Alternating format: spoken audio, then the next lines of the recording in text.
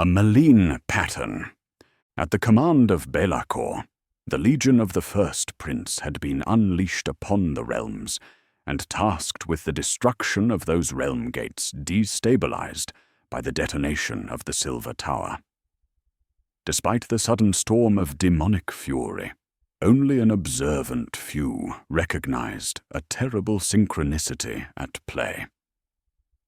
Endrin Master Humboldson, traveling between a series of Caradron outposts crippled by the shockwave that had emanated from the rusted wastes, was initially taken aback by the sudden increase in demonic aggression that was being reported by Archanaut surveyors across Shamon. At first, the Endrin Master put it down to the aftermath of the explosion that had rocked the realm, which had stirred up ether storms like the Garaktorman before it. Yet, as the Redoubtable journeyed through the devastation left in the wake of the blast, it became clear that something more nefarious was afoot. At the heavily defended ether mining outpost of Grum Zunfar, in the magic-racked skies above the coast of Finebarta, Humboldson liaised with Admiral Imoda Barasdottir. The master cartographer had recently been promoted to that prestigious rank after successfully charting several routes through the arcane maelstrom of the Spiral Crux. As up-and-coming aeronauts of Barak Zilfin, Humboldson and Barasdottir had served alongside one another before on several voyages, and the Endrin Master knew there were fewer Duardin alive who better understood the swirling eddies of the shamanic skies. Barasdottir's tone was grave indeed as she talked Humboldson through her findings. According to the information she had gathered from her own investigations, the strife occurring across Shamon was not random in nature. Indeed, it seemed to reflect the skies above every realm, where black storm fronts, summoning tempests of magic and ruin, already caused untold damage to mortal empires. Still unsure of the cause of the building storm, Humboldson and Barasdottir resolved to uncover the truth by any means necessary. The Admiral immediately set a course for Barak Zilfin, promising to use her newfound prestige to alert the Geldrad, the highest political body of the Caradron Empire. The Endrin Master, meanwhile, would head further west and seek answers. It was as the Redoubtable rose above the summit of the Grim Peaks, on its way to dock at the skyport of Barak Urbaz, to refuel and renegotiate a bevy of ether gold probing arrangements, that he saw the sky itself had soured. His ether gauge was screeching and rattling, insisting that nearby ether gold seams had been buried several leagues off course. Such drastic fluctuations had not been seen since the darkest days of the Garaktorman. Was it possible that the great necromancer's meddling had unleashed a second wave of devastation? As Humboldson pondered the ramifications of such a disaster, a call came up from the Redoutable's navigator. They had sighted unnatural flames raging above the Vondite Pass, where stood the ancient realm gate of Kostarg's Way. This portal was of vital importance to Baraknar's merchants, who had negotiated a costly trade agreement with the nearby Fire's Lair magma hold of Gulgrimstock, home to a vassal lodge of the Vostarg, in order to make use of it. As the Redoubtable drew closer to the realm gate, however, it became clear that any agreement was now null and void. Not only were the stone rings of the portal shattered and smoking, and belching iridescent flames high into the sky, but so too was Gulgrimstock, nothing more than a smoking ruin blanketed in ash. Duardin corpses were strewn about the narrow valley, charred and twisted into unnatural configurations, by what could only be the vilest sorcery. The sounds of battle to starboard drew Humboldtson's eye. There, amidst the devastation of their mountain home, a small band of fire-slayers fought on, surrounded on all sides by a whooping horde of pink-skinned demons. The Duardin hewed down their attackers with fiery axes, and the sound of their death song echoed through the ruins of Gulgrimstock. They were no more than 24 in number, but the runes emblazoned on their flesh glowed bright and strong. Humboldsson ordered the Redoubtable down into the ruins, cannons blazing a furrow through the mob of horrors. As the frigate levelled, Grundstock Thunderers attached to drop-line cables leapt over the gunwale, Aetherstorm rifles blazing. Endrin Master Humboldsson himself made for the beleaguered fire-slayers in his dirigible suit, unleashing the full fury of the tools built into his rig. Horrors were riddled with glowing holes by the sheer weight of fire levelled at them, their ruined bodies splitting apart and reforming into lesser, blue-skinned simulacra, or even smaller fire sprites that burned into bolts of flame. Only 12 of the fire-slayers could be rescued before the daemons overran their location, hauled up to the safety of the Redoubtable's deck as the Grundstock Marines provided covering fire, moving down the line in droves. The rest of the fire-slayers made the ultimate sacrifice to keep the mass of demons at bay while their kin escaped, an oath upon their lips as raking claws tore open their flesh. "They came at dawn. 2 days passed," said the fire-slayer with the burned face. His voice was as dead as his eyes, but Humboldsson wondered how the warrior could even speak. The Endrin Master could see the pale white ridge of a cheekbone beneath the blistered ruin of the Duardin's jaw. "For a time, we held the pass against all that the filth could hurl at us," the fire-slayer went on. "Then Runesen Grengi fell, turned to glass by foul magic, and shattered into 1,000 pieces. That's when I knew the hold was lost." "They came for the gate," said the old white-beard, Gromthe. Humboldsson had not even heard the Arcanaut approach. Aye, 3 demon kings there were, beasts as tall as Usgornti, with silver wings and beaks of black gold. Where they walked, the stench of sorcery was thick enough to choke upon. We thought they came to make an end of us, but instead they conjured flames that engulfed Kostarg's way, poured their magic into it until it burst like a shattered magma dam. At that, the dark clouds above loosed a crackling roar. Foul, crimson lightning spat across the sky, casting the deck of the frigate in a blood-red glow. The fire-slayer continued, unblinking. "The first eruption destroyed the face of Gulgrimstock and buried 2,000 of my kin. The second claimed the rest. By the time the skies were boiling, only I and my kin band remained. All else is ashes." "There's craft to this," muttered Gromty, stroking his braided chin. "Crude work, but clever. You must warn the Geldrad, warn the skyports. A fell wind blows, and we are all caught in its swell." Humboldsson bristled, irritated by Gromthy's tone. He was in charge of this expedition, and it was not for a crewmate to offer unasked-for counsel.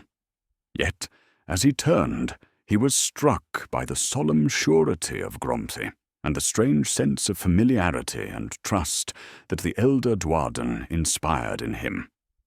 After all, was he not correct? There was a terrible plan in motion, that much was clear. These strikes across Chamon were not simple chance, of that he was now certain. The Geldrad must indeed be warned of this brewing disaster, so that another Garractorman, or worse, could be prevented. Fortunately, the Redoubtable was the only ship in the fleet fast enough to spread word across the high airs. "Charge the Endrins!" he roared to his watching crew. "Fire all ether thrusters. Make a bearing for Barak Urbaz at full speed." "We shall follow," said the wounded fire-slayer, hauling himself to his feet.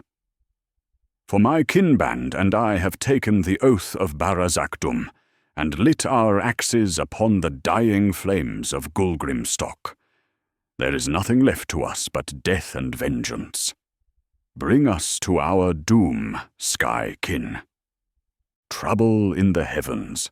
In Gyron, the hallowed knights battled on bravely against the forces of chaos, holding open a path of retreat for the survivors of the 8 Points campaign.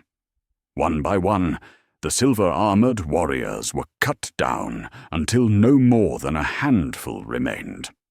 It was a desperate engagement that would take a dreadful toll upon the Steel Soul's chamber of the hallowed knights, and most of all, upon their Lord Celestant. The defense of the Genesis Gate would be forever counted amongst the most noble endeavors of the hallowed knights. Despite the monstrous horde arrayed against them, and their apparent abandonment by the Seraphon, they had held on long enough for Lord Celestant Nihilus and his small force of survivors to escape from the 8 Points, and for Sylvaneth reinforcements to arrive from the Nevervales to the east. By the time that forest spirits from the Ironbark and Harvest Boom glades had made their way to the base of the Archway, there were no more than 80 hallowed knights remaining, covered in blood and filth, and surrounded by the mounds of slain Nurgle worshippers. Victory had been earned, but at a great cost. It would take many long battles and reforgings before the hallowed knights could return to their full might. Lord Celestant Steel Soul had been amongst those to fall, slain alongside his paladin retinue by one of Nurgle's grossly swollen greater demons. His spirit was sent screaming back to Azir upon the storm.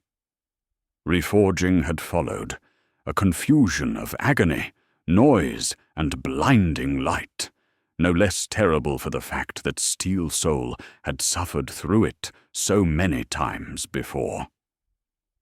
Remade in flesh and striding the avenues of Sigmaron, while preparations were made for his chamber's return to the mortal realms, the Lord Celestant pondered the events of the battle. The willingness of the Seraphon to abandon the Stormcast Eternals to their fate ate at him. Why had they done so? And what had they sought in the 8 Points that was worth potentially sundering a most potent alliance? In truth, Steel Soul still understood little about them, the strange creatures. He knew only that they, too, revered Dracothion, the god-beast ally of Sigmar. Perhaps that was a commonality that might forge deeper bonds of comradeship. Unable to rest, the Lord Celestant resolved to converse with the Scaled Ones himself in an attempt to understand their actions, or rather, the lack of them. He travelled alone to the summit of Mount Celestion, where snow-capped peaks scraped the lowest reaches of the celestial tapestry. There stood an ancient shrine to Dracothion on the edge of a mirror-smooth lake of pure star water. Steel Soul knelt amidst the silent enormity of that sacred place for many days, praying for guidance. At last, his lonely vigil bore fruit. There was a sudden, searing light from on high, so fierce that even the Lord Celestant had to avert his gaze, lest he be struck blind. As his eyes adjusted to the sudden glare, the Lord Celestant witnessed a shining spear trace a path across the heavens, illuminating the peaks of Mount Celestion with a silver glow and turning night to day. Not a spear, Steel Soul realized as he peered up at the awe-inspiring sight, but a great serpent, its scales glistening with the power of the cosmos. It was a sign.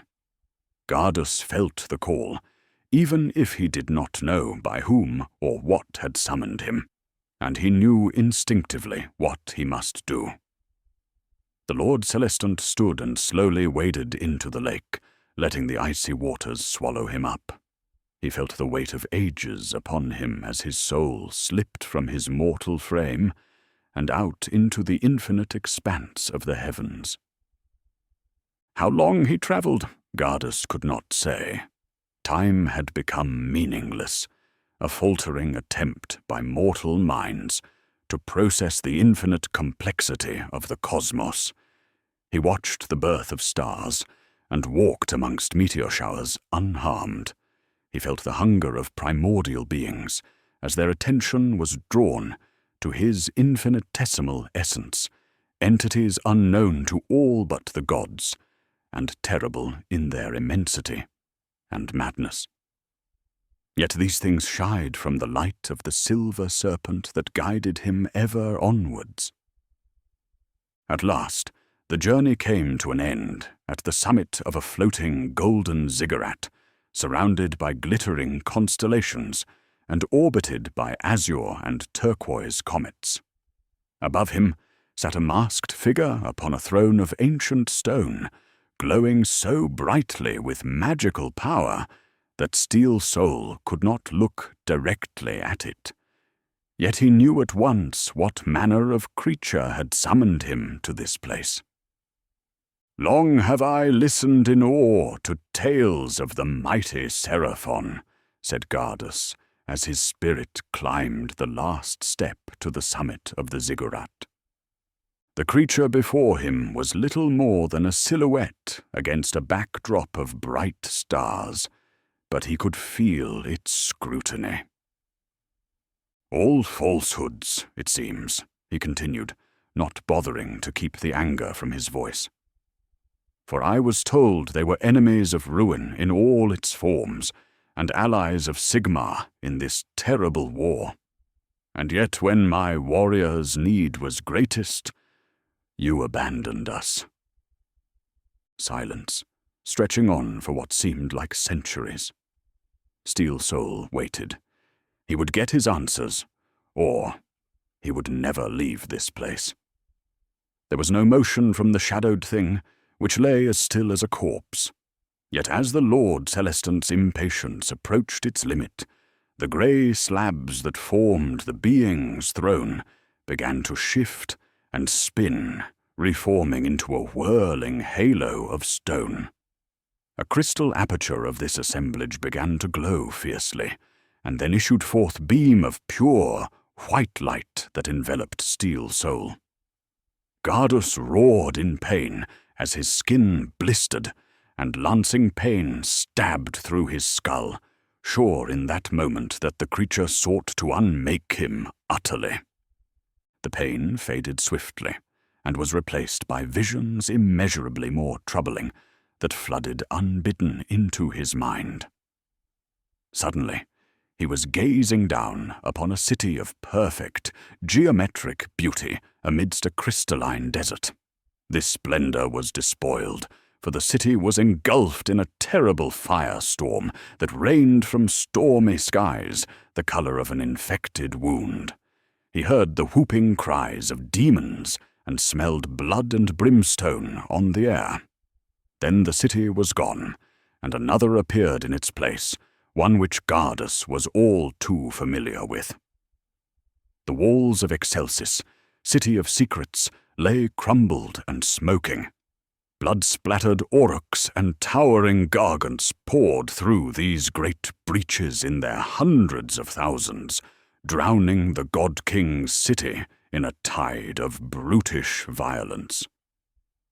More horrors were to come, Gardus witnessed scores of free cities burned, sacked, and broken, their people slaughtered. He watched his comrades, brave Stormcast Eternals, giving their lives fighting against demons. But as each warrior fell, there was no arcing burst of lightning returning them to the heavens. Instead, their bodies lay charred, wrecked and mutilated, as the skies above resounded to the sound of dark and ominous laughter. Somewhere beyond his vision, obscured by coiling shadow, he saw the outline of a winged figure, and knew it for what it was, an age-old malice. As soon as the visions had come, they were gone, and Steel Soul once more found himself standing before the strange, masked creature. "What is this?" he gasped. "Is this disaster what is to come?" There came no answer, but he knew in the foundations of his very being that what he saw was no lie. It had seemed so real, so tangible. "I must return," Steel Soul said. "The hallowed knights must march for Excelsis at once. If the Spear of Malus was claimed by another, or shattered by green-skin savagery. You must accompany me, star-born one. Together we might prevent—" The creature spoke not a word, but Steel Soul felt the force of its answer nonetheless. Number. Another blaze of light, and Steel Soul found himself looking on the caldera city of Vindicarum, ward of his brother host, the Celestial Vindicators. It too was under siege, demons rampaging through its narrow, ash-strewn streets. Dead stormcasts were scattered all about. There were thousands of them, their turquoise armor smeared with blood and soot. Only a handful of living warriors fought at the city's center, surrounded on all sides by flame-belching nightmares. These demons poured forth in their multitudes, howling as they sensed the climactic moment at hand. Steel Soul felt icy horror clasp at his soul, and knew that he was watching the annihilation of an entire storm host. The sensation came not through words, but in a wave of clarity and purpose that flooded into Steel Soul's very being.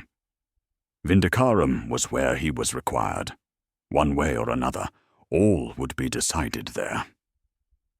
The vision faded, so too did the floating ziggurat, and the masked being upon its palanquin of stone.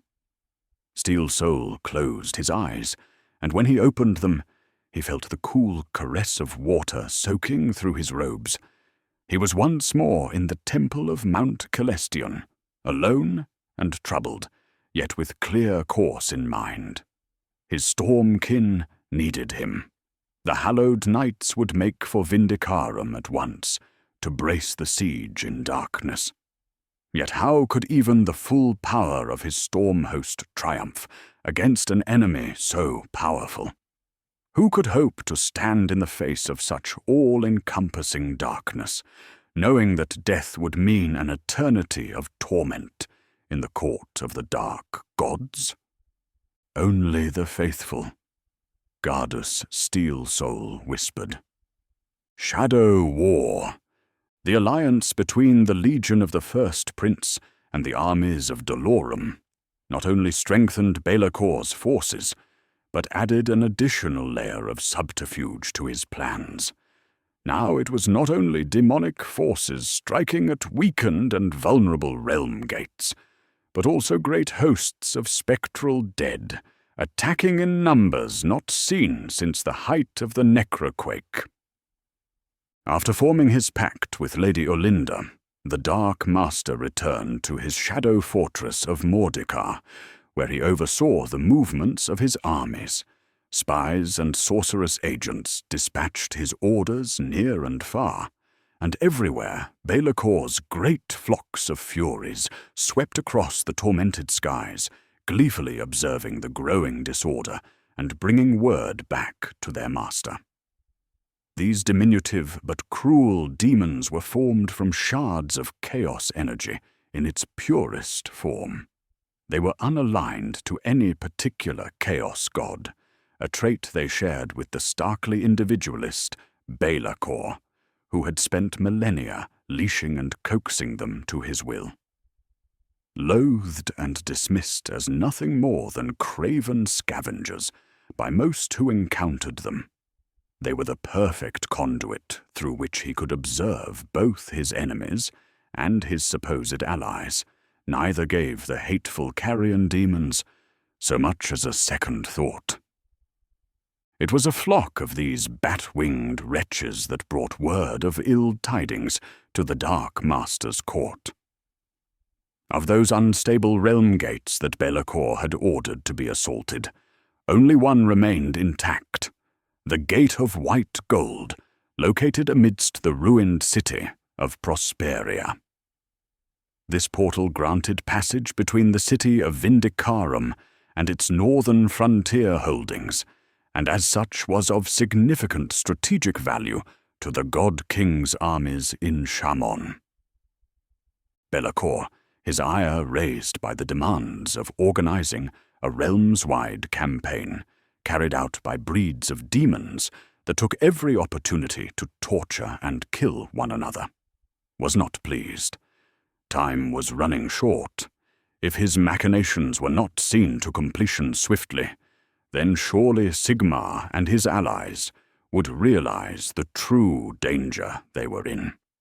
Not even the predations of Olinda and her Nighthaunt would divert his enemy's eyes forever. Even now the Dark Master could glimpse the phantom image of the Mortarch's hourglass whenever he closed his eyes, its ghostly sand trickling away moment by moment. Belacor would suffer no more delays. The Gate of White Gold would fall, even if he must negotiate with the most unsavory allies in order to see it done. Thus it was that he called forth the skittering, shadowy forms that lurked in the darkest corners of his lair, their cruel eyes bright with greed and eager malice, and set them about their task. The Battle of the Golden Gate. The Gate of White Gold was surrounded by the ruins of a Sigmarite civilization lost during the Age of Chaos. Over the years, the shattered skeletons of palaces and forums had been coated with a metallic crust, the result of centuries of chemical rains and floods. These ruins had been fortified by freeguilders from Vindicarum, transformed into static defenses interspersed with cogforts and lined with hellblaster batteries, which protected the archway of the realm gate itself, an oval of pristine white metal that enclosed a shimmering veil of magic. The destruction of so many portals linked to the Gate of White Gold had taken their toll, and the arcane pathway shuddered and groaned unceasingly to the great unease of its defenders.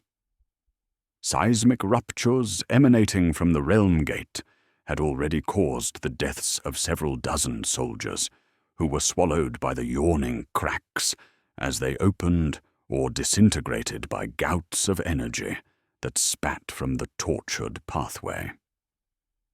Nevertheless, the free guilds of Vindicarum knew that their duty was to hold here, no matter the cost in lives. Commanded by the ruthless General Kendrim Gaul, they counted amongst their number such august companies as the Steel Sanctors, the Lost Souls, the Penitent Legion, and the 1,000-strong flagellant war host of the Guild Marked.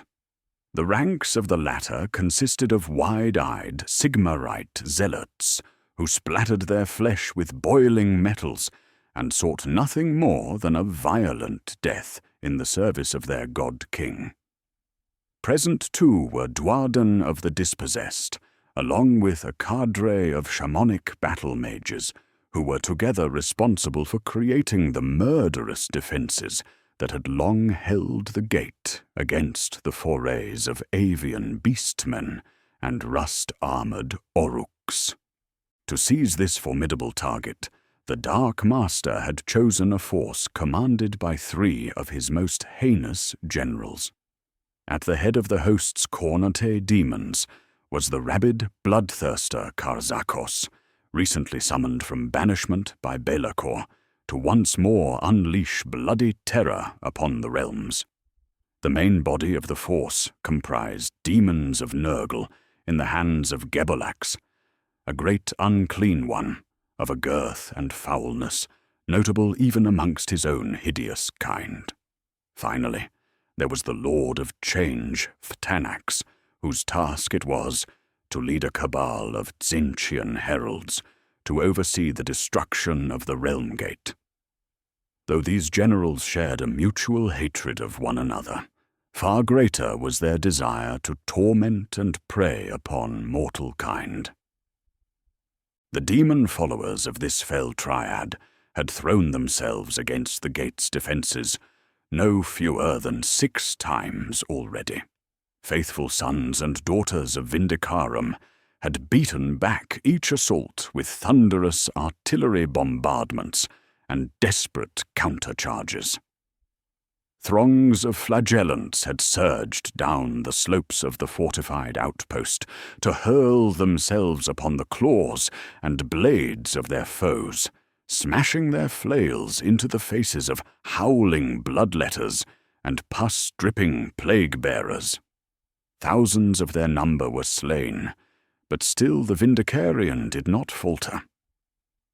When the outer walls were taken, gunnery crews made makeshift barricades out of their dead comrades, maintaining their deadly cannonade. After the dual cogforts known as the Silver Martyrs were overrun by a charge led by Karzakos, who battered aside 2 steam tanks in the process, hundreds of gunners and engineers took up spears and muskets and began bellowing war hymns. With selfless bravery, they obliterated by themselves into the meat grinder of the combined hordes of the demonic triumvirate and demon-forged cleavers. The fury of the demon invaders grew by the moment. They had not anticipated such a vigorous defense, and the near-tangible faith of the Vindicarum free guilds was a constant, lancing pain in their skulls. Karzakos and his bloodletters, their crimson hides caked in the gore of butchered pilgrims, finished their orgy of slaughter, and without pause charged for the inner defenses, ringing the realm gate itself. Gun batteries answered the assault with hails of blessed shot, and mage engineers turned the silvery ground into a boiling quagmire. But the demonic tide was too vast. The bloodthirster's attack was soon bolstered by long squadrons of fly-riding plague-bearers, and the wild sorcery of Ftanax, who enveloped the Gate of White Gold in a range arcane vortex, causing its metallic surface to scream and glow as it contorted under the roaring, mutative energies. It was then, when disaster seemed inevitable, that the dark clouds overhead were illuminated by a blinding flash of lightning. With a great boom of thunder, towering figures in white and royal purple smashed to earth, landing in perfect formation with their shields interlocked, steam rising from their armor as residual electricity crackled around them. The storm-cast Eternals of the Sigmarite Brotherhood had arrived to stem the flood of the unclean. Fell Alliance. The newly arrived Sigmarite Brotherhood defended the Gate of White Gold with formidable resolve, beating back wave after wave of hell-spawned horrors. Yet for all their bravery, they were caught in the webs of a plan beyond their comprehension. As the battle raged on, the true scale of the nightmare arrayed against them slowly became clear. The free city of Vindicarum had been caught unawares by the confusion sown by the multi-fronted attacks of the Legion of the First Prince, but its military leaders had acted with decisive swiftness. Those mountain trade routes targeted by Be'lakor across the Spiral Crux and beyond were of incalculable value to the Caldera city, which relied on food shipments from Gairan and Gur to feed its teeming populace and enormous armies. Thus, as soon as rumors of destroyed realmgates reached the ears of the city's Grand Conclave, they had dispatched the entirety of the Sigmarite Brotherhood under the command of Lord Celestant Aximar Diosis to reinforce the Gate of White Gold. This greatly respected storm host had maintained a military presence in Vindicarum ever since the city's foundation. Despite lacking the sheer numbers or storied history of the Celestial Vindicators, who were seen by all as the true overlords of Vindicarum, the Brotherhood was nonetheless an august company. The storm host had partaken in many glorious campaigns, including most recently the defense of the Prosperian deserts against rampaging greenskins. Each member of the storm host was a native of Shamon, attuned to the ebbs and flows of this mercurial realm, and veterans of fighting Sangors and Oruks across its ever-shifting battlefields. The Brotherhood fought with simple, brutal efficiency. They established 7 Liberator shield walls in the instant that they slammed down from on high, having ridden Sigmar's Tempest to the very foot of the Gate of White Gold. Such an impenetrable form of defense was a favored tactic of Vindicarum forces, and the surviving Free Guild garrison was swift to coordinate with Lord Celestant Diosis's 5,000 warriors. They unleashed disciplined musket fire from their parapets, shooting over the heads of the stormcasts and whittling down the swarming mass of demons before it reached the shield walls. When the two forces crashed together, Sigmarite hammers swung down with bone-shattering force. Forth came Lord Celestant Diosis, astride his faithful star drake, Raxastemis, along with a spearhead of Dracothian guard.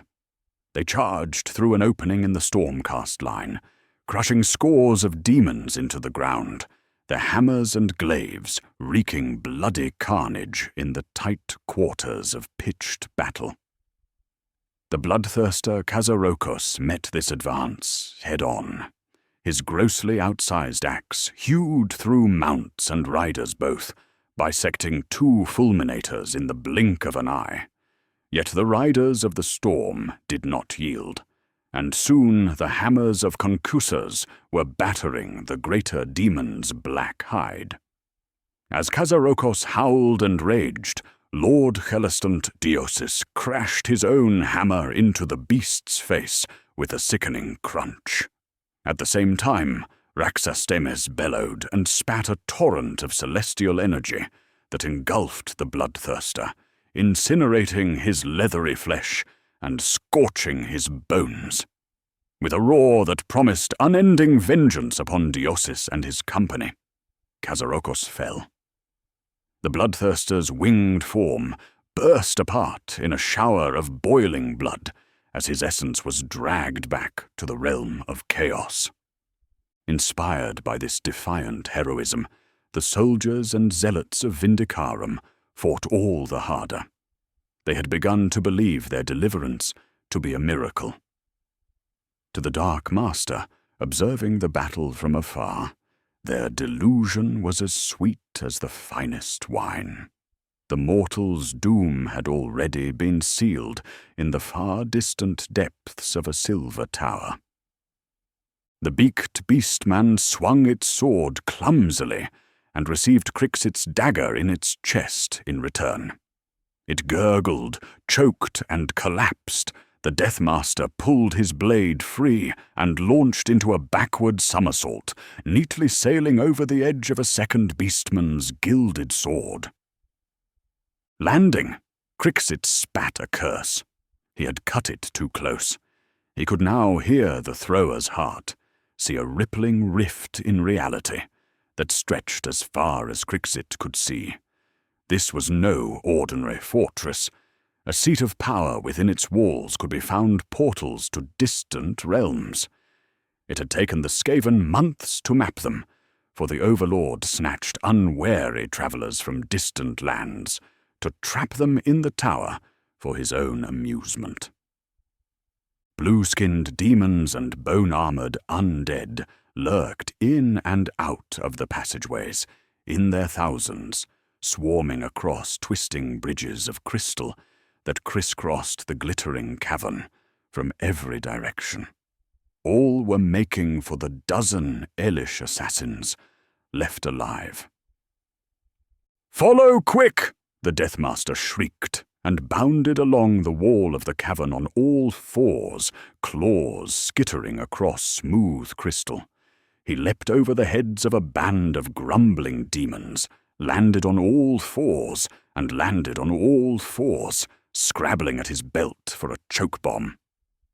As his comrades skittered past, they hurled their own discs of pitted brass, which belched clouds of noxious black gas to obscure their progress. "Here, here," Crixit said. They had reached a narrow platform at the center of the cavern. All around, towered clefts in reality, magical connections from the depths of the Silver Tower to the wider realms. Through one, he could glimpse the fractured image of a battle, a wall of warriors in white and purple armor, battling a tide of hideous monstrosities amidst the ruins of a silver city. This was the target. In a sudden roar of flames, a robed figure appeared, his features twisted in rage. With a snap of his fingers, the demonic sorcerer reduced half of the Skaven to pools of bubbling gore. "Bring the package!" the Deathmaster shrieked. "Quick!" "It burns, Night Lord," whimpered Niptskut, staggering forward with the scryer device strapped to his back. The package, concealed in a drakeskin sack crudely stitched with runes of dampening, was glowing a violent green and thrumming ominously. There was the distinct smell of scorched fur in the air. Crixit's head cocked in an expression of mock sympathy. Then he whipped his tail dagger across Niptskut's hind legs, neatly severing both of his hamstrings. The carrier fell to the floor, howling, and the warp-stone bomb rolled out of its harness and began clanking and spitting green lightning. "Skitter!" shouted Crixit, and then he and the remaining Skaven ran to the edge of the platform and hurled themselves into the air.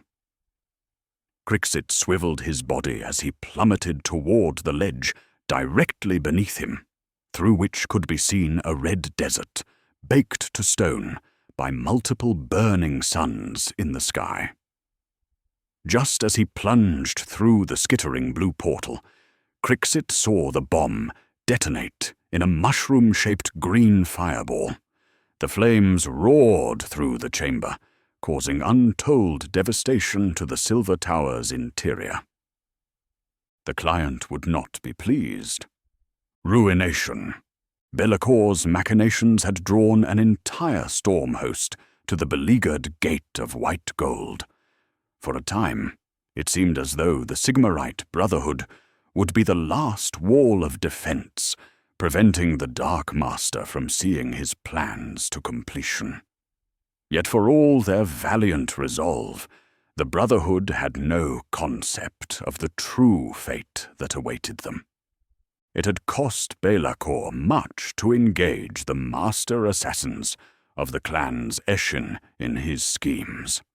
The Demon Prince despised the cowardly and unpredictable Skaven, but they had proven again how valuable they could be.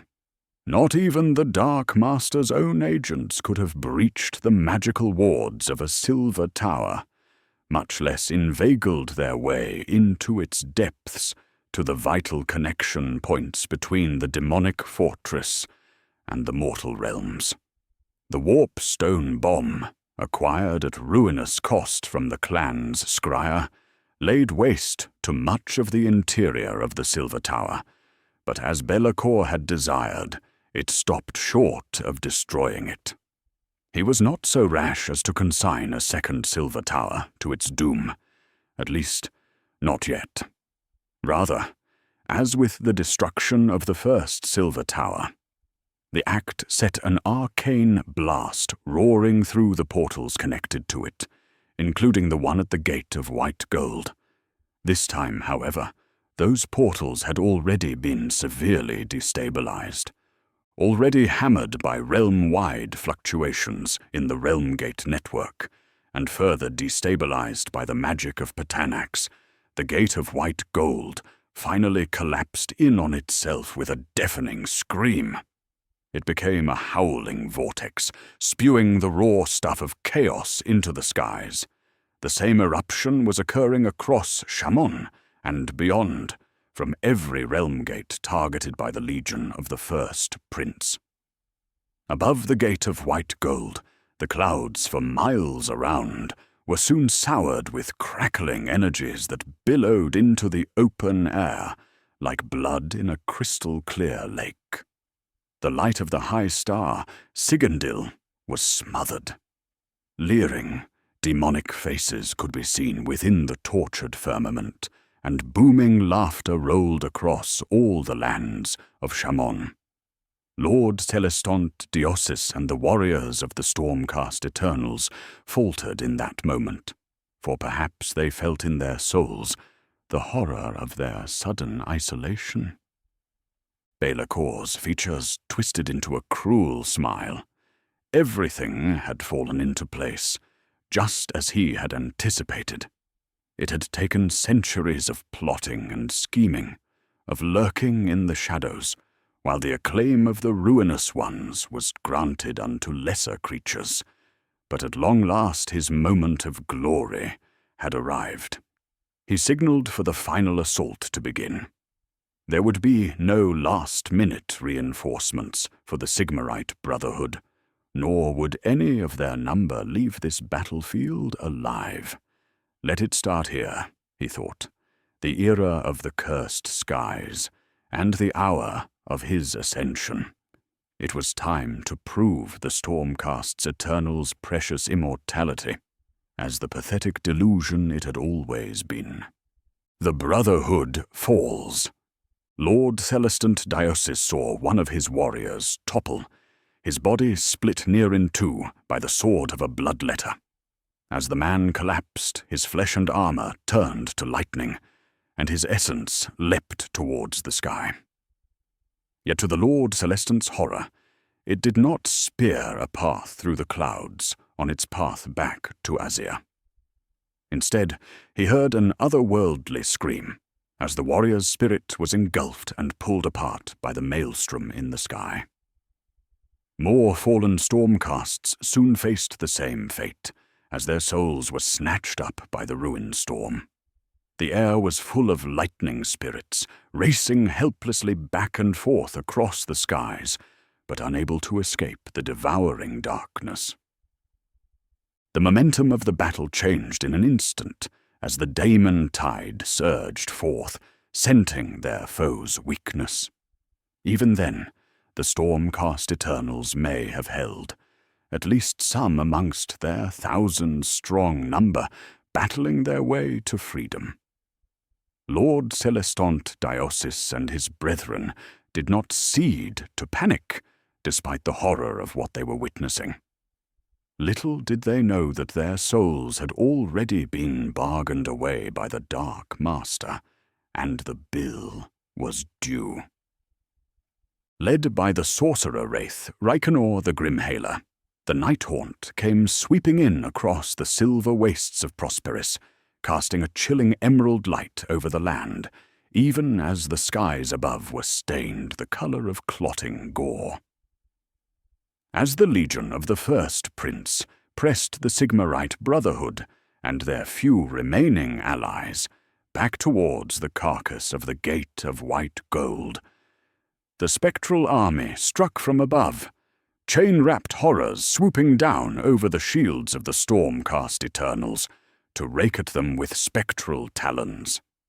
Spirit torments seized lightning spirits within their shacklegeist chains, while galloping dreadblade harrows rode down fleeing Free Guild soldiers who were finally driven mad by the horrors they had beheld that day.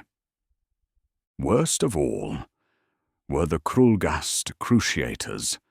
These entities Lady Olinda had summoned from the darkest recesses of the underworlds, hidden dungeons and oubliettes, where the living and the dead alike were kept in lightless prisons and tormented for eternity. In life, the Krulgasts had themselves died upon the rack or the flensing table, and in death they desired only to share their agony with the living.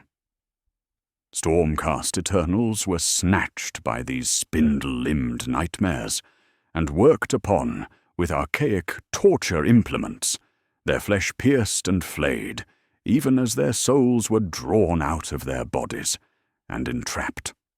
The suffering of their victims seemed to imbue the Cruciators with a terrible potency, causing their spectral forms to radiate death magic.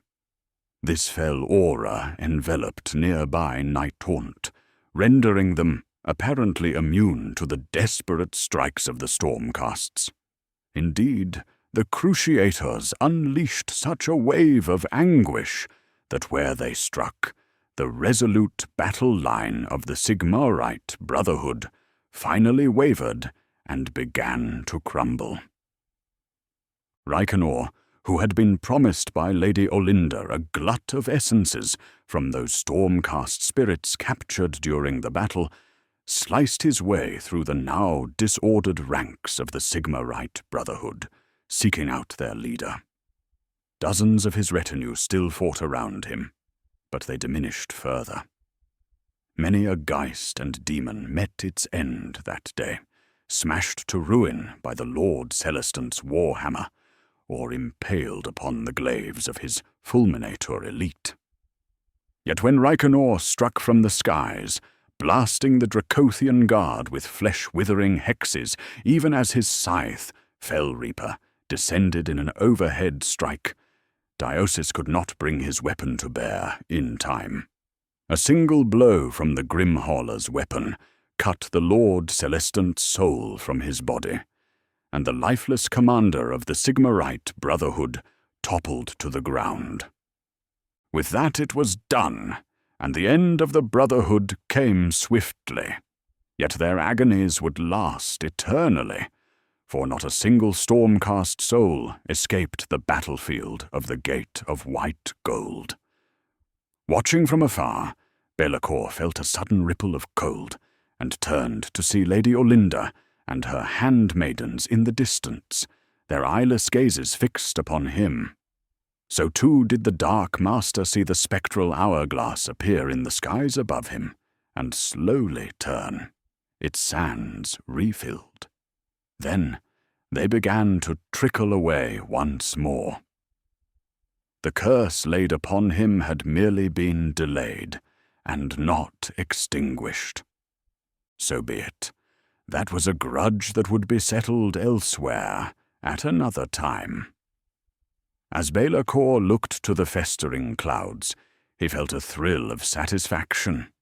Under the cover of the hellstorm he had conjured, the legion of the First Prince would march upon Vindicarum itself. For too long, its stronghold of the Sigmarite faith had stood untouched. Now, it was time the great beacon was left in the chaos of utter destruction. The Dark Master would surely regain the Pantheon's favor. The Sigmarite Brotherhood had been the first sacrifice to Belacor's ambition, but they would not be the last, nor the greatest.